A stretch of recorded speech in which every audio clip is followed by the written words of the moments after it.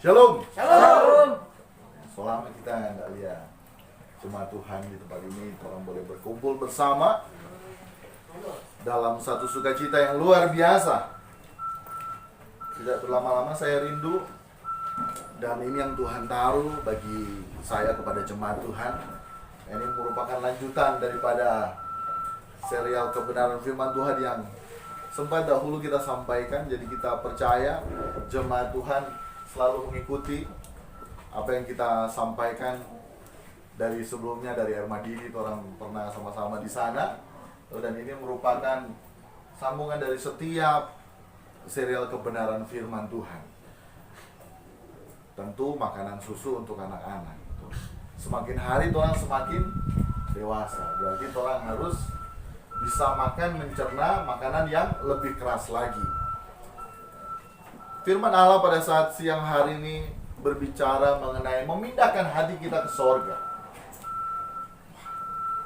Mesti pindah dong hati ke sorga. Firman Tuhan siang hari ini berbicara bagaimana kita memindahkan hati kita ke sorga. Tentu yang menjadi pertanyaan yang pertama, kenapa? Kenapa orang harus memindahkan hati kita ke sorga? Kenapa kita harus memindahkan hati kita ke sorga? Saya rindu menyampaikan ilustrasi bahwa kita tidak akan pernah, contoh misalnya di Buah Coli Sorot kita akan kasih rumah gagah. Tuh, gagah sekali kamu Ibu. Pokoknya kayak rumah tingkat 2 deh. Semua fasilitas ada di dalam situ. Tuh. Baru bukan di sini. Bukan di sini, bukan di Tomohon. Di Gorontalo misalnya. Biar itu misalnya tabelin nama atas nama Ibu Alca, kalau misalnya Ibu Alca ini mau ke sana. Kalaupun misalnya tak ke sana, martu hati masih ingat di Tomohon, tetap tidak akan mau jadi, amin. Sama yang halnya juga Pak John diberikan kesempatan sebagai gembala pos pelayanan gereja Elim Tabernakel Jemaat Immanuel Woloan 1. Walaupun diberikan kesempatan, kalau tuh hatinya di sini tetap susah. Tak salah paling tiap hari minggu kali ibadah, tolong Kak wakili akang, ada wakil gembala. Tuh hati tidak akan berat ke sini, tidak akan cenderung, dan jemaat Tuhan tidak akan bertumbuh. Demikian halnya juga orang ini semua orang Kristen, pengikut Kristus, yang kalau tidak memindahkan hati kita ke sorga, kita sendiri yang nantinya rugi. Kita akan merasa tidak layak di sorga nanti. Dan tentu dalam kehidupan yang sekarang, kita tidak akan pernah bersiap diri, kita tidak akan pernah berkemas pulang, memang. Karena orang belum bisa memindahkan hati kita ke surga. Seperti yang ilustrasi tadi. Biar besok kasih akan rumah, kok. Marlantaran misalnya nyata aku mau, tak suka kok ditomohon. Berapa banyak orang manusia yang justru lebih suka mengatur Tuhan. Tak suka Tuhan ini. Nah, firman Allah siang hari ini mengingatkan kita, menegur kita, memotivasi kita. Mari kita sama-sama memindahkan hati kita ke surga. Jemaat Tuhan, baca bersama Matius 6 ayat yang ke-21. Yang pertama Matius 6 ayat yang ke-21. Karena di mana hartamu berada, di situ juga hatimu berada. Harta berbicara sesuatu yang penting dalam kehidupan saya dan saudara. Anak orang itu termasuk harta. Rumah, materi apapun yang kalau menurut orang itu paling berharga dalam hidup orang itu harta. Dan di mana harta orang berada, di situ orang hati berada. Kalau orang menjadikan dunia dan segala keinginannya, termasuk orang keinginan mata, keinginan daging, keangkuhan hidup, harta, jabatan itu adalah harta kita satu-satunya, maka hati kita akan melekat di situ. Jadi yang dimaksud dengan memindahkan hati kita ke sorga adalah kita tidak menempel dengan segala sesuatu yang terikat dengan dunia ini. Karena sekali lagi, di mana hartamu berada, di situ hati saya dan saudara berada. Yang menjadi perenungan pertama, dompet hati sekarang ada di mana? Sementara melekat di mana? Dan melalui firman Tuhan saat ini sementara diajar agar kita mau memindahkan hati kita ke surga. Dalam Matius 13 ayat 44 sampai 46 tadi katakan, hal kerajaan surga itu seumpama harta yang terpendam di ladang, yang ditemukan orang lalu dipendamkannya lagi. Oleh sebab sukacitanya pergilah ia menjual seluruh miliknya lalu membeli ladang itu. Ada dua perumpamaan. Dalam satu perikop ini Tuhan sampaikan dua hal. Jadi dia dapat harta terpendam di ladang, contoh emas apa semua dia dapat di ladang. Tuh lantaran itu mungkin ladang itu orang punya. Tuh dia hanya mau bilang pas apa-apa, dia jual dulu DP ladang, semua dia jual. Fokus beli itu ladang karena dia tahu ada harta, ada emas, ada intan, ada berlian, ada segalanya di situ. Dia jual, dia punya.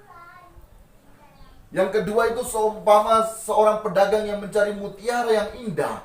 Setelah ditemukannya mutiara yang sangat berharga, ia pun pergi menjual seluruh miliknya lalu membeli mutiara itu. Tangkap enggak cuma? Kalau kita meyakini bahwa Yesus adalah segala-galanya, kerajaan surga adalah tempat yang akan kita tuju nanti, lepaskan semua. Amin. Amin. Jangan pernah biarkan hal-hal yang bersifat lahirnya itu melekat dan kemudian kita tak gantung di situ. Dan ini perjuangan seumur hidup. Tidak juga kita mengharapkan serta kita khotbah saat ini kemudian besok atau sebentar kau langsung berubah. Ini proses perjuangan seumur hidup. Bukan makan rica langsung please. Jadi kenapa kita harus memindahkan hati kita ke sorga? Karena itu penting. Sangat penting. Kalau kita tidak memindahkan hati kita di sorga, kita tidak akan mencapai tujuan itu. Karena dunia yang kita tinggal sekarang, ini sementara. Sementara. Dunia yang orang tinggal sekarang, tempat kerja yang orang kerja sekarang, sementara. Tidak rasa kita pernah kerja 5 tahun. Tidak rasa kita pernah bekerja dalam satu perusahaan dan memimpin di perusahaan itu. Jemaat Tuhan menjadi saksi. Menjadi angin lalu begitu saja. Dan kami keluarga belajar seperti halnya yang dikatakan firman Tuhan. Cukupkanlah dirimu dengan apa yang ada. Kalaupun berlimpah, berarti itu fasilitas yang Tuhan berikan bukan for orang. Untuk yang lainnya, seperti halnya usaha yang orang jalani sekarang. Karena kuncur itu dengan karena bukan orang punya. Bayangkan kalau Tuhan tutup pelang, apa mau bikin? Firman Allah menyadarkan bahwa dunia, tempat yang kita tinggali saat ini sementara. Jangan berharap di dalamnya. Amin. Justru itu kan kebenaran Injil. Baik Matius, Markus, Lukas, Yohanes selalu katakan, termasuk Yesus itu pernah bilang, jangan mengasihi orang tua terdekat lebih dari siapapun. Harus Tuhan yang utama. Karena apa? Kita harus disadarkan benar, ini cuma sementara. Ini cuma persinggahan. Kita harus bangun fondasi yang benar di dalam Tuhan. Sehingga kalaupun sama dengan salah satu jemaat di tempat ini, keluarga Sewongala, Ibu Rice mengalami penderitaan, bersyukur boleh mengambil bukan beban, berkat itu. Amin. Dan terus mengarahkan, ini cuma sementara. Amin. Ibu Rice ini cuma sementara. Karena ada satu langit baru, bumi baru yang Tuhan sediakan. Di sana tidak ada lagi ratap tangis, kerta giginya ada. Jangan pernah berharap dunia ini. Orang terdekat sekalipun dengan orang, sebaik-baik apapun tetap ada satu waktu akan mau menyakiti orang. Amin. Kita sudah perlu cerita, kita pakai kesaksian hidup. Jemaat Tuhan sudah tahu. Berharap pada Tuhan Yesus. Berharap terus pada Tuhan Yesus. Kita juga tidak terlalu sakit hati karena apa? Cuma sebentar. Dan ini adalah proses pembelajaran. Setiap dalam perkara kecil Tuhan akan berikan perkara lebih besar. Oh, perkara bukan berbicara mengenai hal-hal yang bersifat lahiriah. Oh, dalam hal ini berkat-berkat lahiriah, melainkan lebih dari itu. Mungkin pertama lolos tamang baik yang bikin sakit hati. Oh, berikut-berikut lebih naik lagi. Jadi maksud dengan setia dalam perkara kecil artinya apa? Setiap apapun itu yang membawa orang dekat dengan Tuhan. Dan masing-masing itu masing-masing kita bilang. Sesuai dengan kemampuan masing-masing. Kita yakin dan percaya, contoh keluarga Sewangala ataupun keluarga yang lainnya, jemaat Tuhan. Masing-masing ada beban. Masing-masing ada perjuangan yang harus digumul. Tapi biar melalui kebenaran firman Tuhan, saat siang hari ini bisa meneguhkan orang. Iya kok cuma sementara. Tenang Jo. Sabar Jo. Yang penting orang fokus memindahkan orang pe hati di langit baru, bumi baru, surga yang kekal bersama dengan Yesus Tuhan. Nah sekarang bagaimana cara kita untuk memindahkan hati kita? Kita harus merasa lebih miskin dari orang miskin. Semiskin-miskinnya orang miskin masih memiliki, dia merasa DP diri itu masih ada hak. Dia merasa bahwa dia DP diri masih ada hak. Sedangkan hak cocok untuk perempuan. Lebih tinggi hak, nah fokusnya itu. Orang harus lebih miskin daripada orang miskin dalam artian orang sudah ada lagi hak dalam diri orang. Orang itu Tuhan punya. Tidak ada lagi hak, tidak ada lagi kepentingan diri sendiri. Yang orang lakukan semua apa? Untuk Yesus.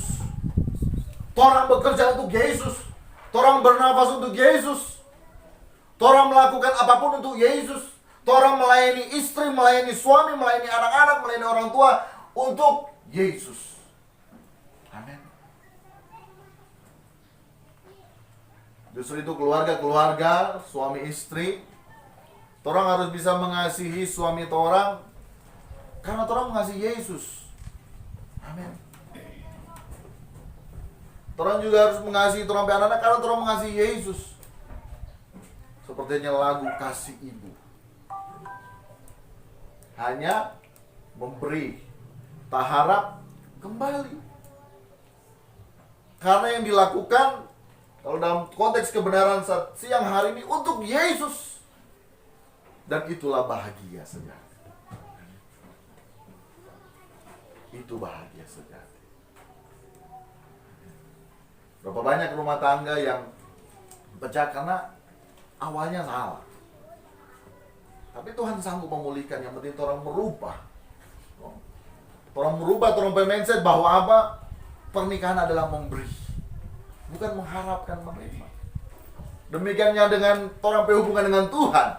Saat kita anak rohani, kita mengharapkan selalu. Sudah jauh-jauh orang pe anak-anak jo.